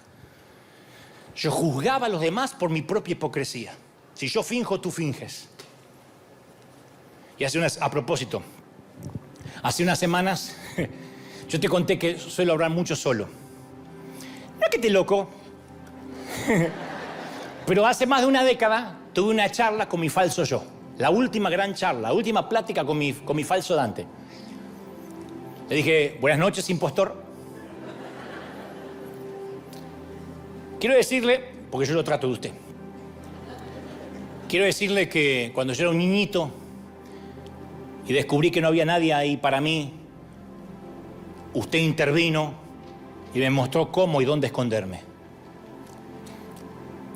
Porque mis padres hacían los que podían, no los culpo, pero no me sentía amado. Entonces, en ese momento de mi vida, impostor, usted fue invaluable para mí.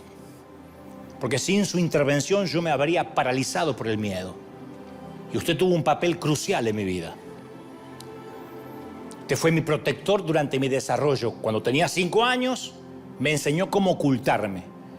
Me iba al galpón de la carpintería de mi papá, donde estaban todas las herramientas, y pasaba horas y horas allí, cada eterno y solitario verano. Me pasaba allí encerrado, creía que nadie podía encontrarme. Me sentía seguro y de alguna manera funcionaba. Mi mente se enfocaba en pensamientos felices, echaba a volar mi imaginación y a dibujar, y me escapaba del mundo real. Así que, impostor, hemos construido juntos en aquel galpón un mundo en el cual podíamos estar seguros. Pero en el proceso de crecer, usted me siguió enseñando a ocultar mi verdadero yo. Y se puso en marcha un proceso de ocultamiento, de hipocresía, de apariencia. Y me di cuenta que usted es un mentiroso. Porque usted me dijo, Dante, si persistes en ser tú mismo, tus padres te dejarán de amar, los pocos amigos que tienes se largarán. Así que, Dante, tapa tus sentimientos, oculta tus recuerdos, para que puedas encajar en el mundo cristiano. Y así comencé un elaborado juego de simulación y engaño. Y debido a que funcionó, en los primeros años no tuve objeción. Nunca lo enfrenté, impostor, porque usted me engañó. Y ahora me doy cuenta que usted, falso yo, es egoísta, artero. Usted necesita atención. Y ahora que cumplo mis 40 años, esta oración la hice hace más de una década, voy a llevarlo donde sin saberlo siempre deseó estar, a la presencia de Jesús. Así que sus días de berrinche y babosadas se terminaron. En la presencia de Jesús me doy cuenta de que usted ya, apenas lo llevo ahí, ya comienza a menguar. Claro, no morirá definitivamente, a veces querrá resucitar. Pero a medida que pase más tiempo, ese falso yo en la presencia de Jesús necesitará menos adulación, menos aplausos. Y en su presencia se va a deleitar de lo que significa vivir por gracia y no por propio comportamiento ni doctrina. Y a partir de esa charla, en la que me despedí oficialmente de mi impostor, comencé a contagiarme del corazón de Jesús. Nunca había tenido comunión con el Señor hasta hace una década. Y miren que sirvo hace 30 y tantos. Ocurrió orgánicamente. Hay una anécdota que cuenta un chico granjero que su única habilidad era encontrar burros perdidos. Y cuando le preguntaba, ¿cómo los encuentras?, decía, me pregunto dónde iría yo si fuera un idiota y ahí lo encuentro. Bueno, llevando esta frase a una dirección positiva, al recostarme sobre el pecho de Jesús y a escuchar los latidos de su corazón, me suelo preguntar a dónde yo iría si fuera Él. Y nunca me equivoco. Y a partir de escuchar su corazón, nunca más me quedé callado ante los fariseos. Todavía no les digo víbora, serpiente, sepulcro, hipócrita, pero ahí voy, estoy aprendiendo. Mi corazón empezó a latir por los verdaderos perdidos, por los rotos, los que necesitan médico. Aprendí a sembrar, a ser más generoso. Le perdí el miedo a sacarme foto con los parias, con los líderes que pecaron, con los inconversos. Aprendí que el corazón del Señor late por los metodistas, por los bautistas, los luteranos, reformados, anglicanos, adventistas, pentecostales, testigos de Jehová, católicos, musulmanes, hinduistas, budistas, agnósticos, ateos. Y al igual que Él, prefiero una iglesia llena de gente enferma que en lugar de museo de santos. Aprendí que no necesito que me digan pastor. No lo necesito. No necesito que me digan pastor, aunque lo sea. te avergonzás. No, no lo necesito. El médico no es que no te puede curar si no le decís médico. No necesito que al ingeniero diga, ingeniero, si no, no puede construir o querer hacer un plano. Porque de igual modo, me digan lo que me digan, entre él y yo tenemos un código. Él me regaló un nombre nuevo, cambió mi documento, mi ID. Yo soy Dante, aquel a quien Dios ama. Aquel al que Dios ama. ¡Vamos, celebra al Señor! ¡Dale un aplauso al Rey de Reyes! Si crees que Dios habló, que ese aplauso se escuche en todo el continente, desde Alaska a Tierra del Fuego, que se escuche en Oceanía, en América, en Asia, en África, en Europa. La gloria del Señor ha caído aquí en River hoy. ¡Bendito sea Dios! Vamos, vamos, vamos, vamos, celebra, celebra, celebra. El Rey está en casa hoy. ¡Ja, ja! Bendito, más, da un aplauso al Señor. Dios ha hablado. ¿Cómo te ama el Señor? ¿Cómo te ama el Señor, princesa? ¿Cómo te ama el Señor, príncipe? Uy, vamos, vamos, vamos, celebra, celebra, el Rey está aquí, el Rey está en casa. Te ama el Señor. Di conmigo, Señor Jesús. Fuerte, Señor Jesús. Entra en mi corazón, perdona mis pecados, anota mi nombre en el libro de la vida. Te recibo, Señor, como mi Salvador. Y ahora quiero orar por todos. Levanten las manos, ya nos vamos. Pero quiero orar por todos, por acá y los que están en televisión, los que miran en internet, los que están conectados en diferentes dispositivos. Te ama el Señor. Yo estoy orando para que una revelación del amor de Dios venga sobre tu casa, sobre tus cosas, sobre tu familia. Para los que toda la vida lucharon con rechazo, para que hoy el hipócrita quede aquí en el altar, quede aquí adelante, para que hoy el hipócrita, como una maleta pesada, como un tumor que se extirpa, desaparezca para siempre. Todo síndrome, todo espíritu de impostor se va ahora. Vamos, comiencen a clamar, comiencen a orar, digan: Señor, yo estoy siendo sano, yo estoy siendo libre, yo estoy siendo próspero, yo estoy recibiendo cosas que ojo no vio, ni oído yo, ni han subido a corazón de hombre. Estoy recibiendo ahora más. Reciban.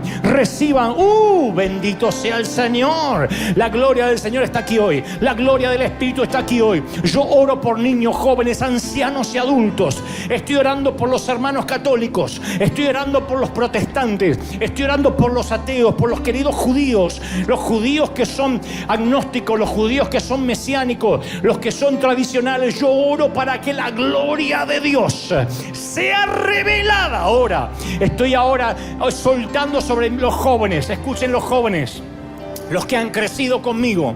Estoy hablándole a esa generación que cuando tenía 17, 16 fue a un superclásico alguna vez en Argentina o en otra parte del mundo. A esos que hoy son adultos, papis, algunos son abuelos, a los que crecieron conmigo. Quiero regalarte, así como un día oré para que la unción de multitudes venga sobre ti, yo estoy orando para que la misma unción que ha reposado sobre mí estos años, la unción para los medios de comunicación, la unción para llegar al inconverso, la unción para quitarte el qué dirán del pueblo evangélico. Es el peor público que vas a tener, porque van a querer apedrearte cuando salgas de lo tradicional, cuando le empieces a creer a Dios, cuando digas hay más vida afuera, cuando vayas por los perdidos, los fariseos te van a atacar. Pero yo estoy orando ahora para que esa unción venga sobre los jóvenes, sobre los adultos, sobre los ministros, para que solo te importe que eres el amado, que eres la amada, que a partir de ahora eres auténtico, eres lo que eres, no finges, se acabó la apariencia. Y estoy orando por River.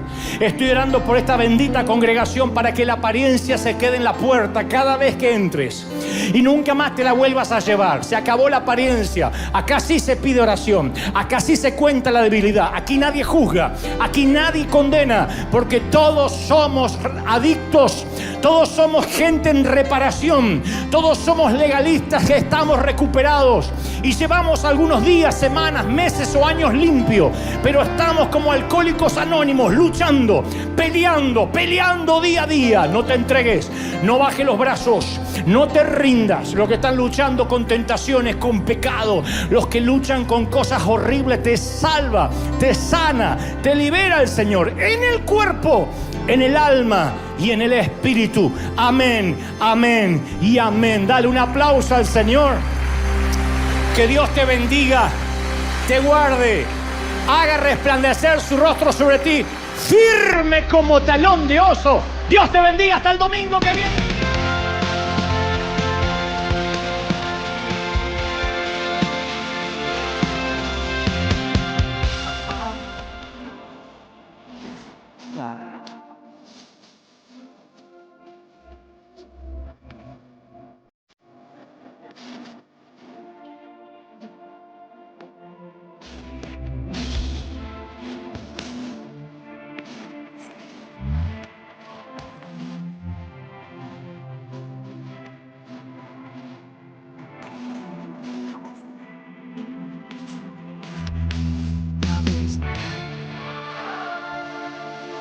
Eres bienvenido, eres amado otra vez.